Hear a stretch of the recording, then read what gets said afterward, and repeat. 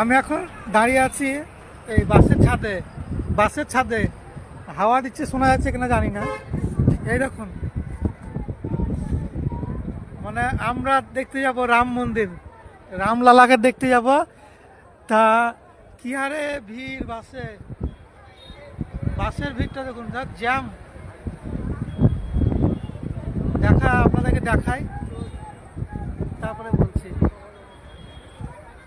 এ চললো, কোনো শেষ নাই। এখানে একটা ধাবাতে দাঁড়িয়েছি, ওখানে বাথরুম করলাম সকালবেলায়। এখন 8টা বাজে।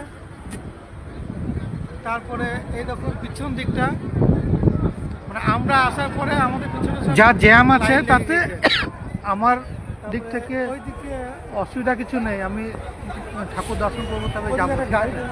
ওইখানে গাড়ি আছে, মনে করি যেটা কষ্ট করে পাওয়া যায় সেটাই একটা স্মৃতি হয়ে থেকে যায়, সেটাই পাওয়া। তো রাত্রি 9টার সময় 9:20-তে প্রবলেম হচ্ছে, গাড়ি স্টার্ট করে এসেছি, কিন্তু এখানে ঠাকুর দেখবো তবে যাবো। 8টা বাজছে, 10 ঘন্টা 20 মিনিট 40 মিনিট মতো লাগলো আসতে আমাদের। 10 ঘন্টা 40 মিনিটে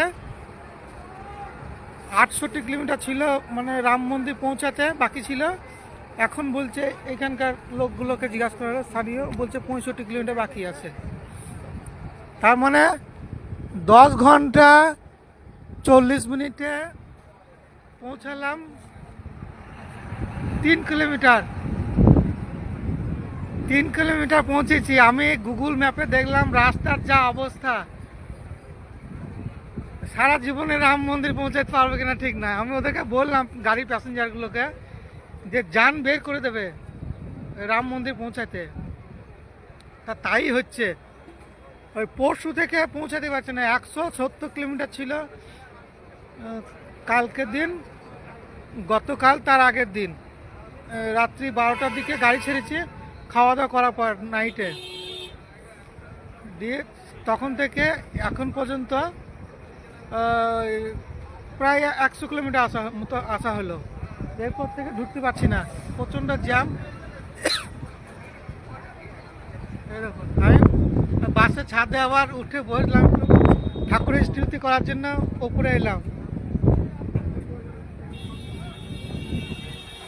জ্যাম থাক, সবাই বলছে দেখবো তবে যাবো, এসছি যখন দেখবো তবে যাবো। হ্যাঁ ঠিক আছে, থাকবো। সত্যি তো। আর ভিডিও ছাড়ছি, অন্যান্য ভিডিওগুলো ছাড়বো, সময় পাচ্ছি না।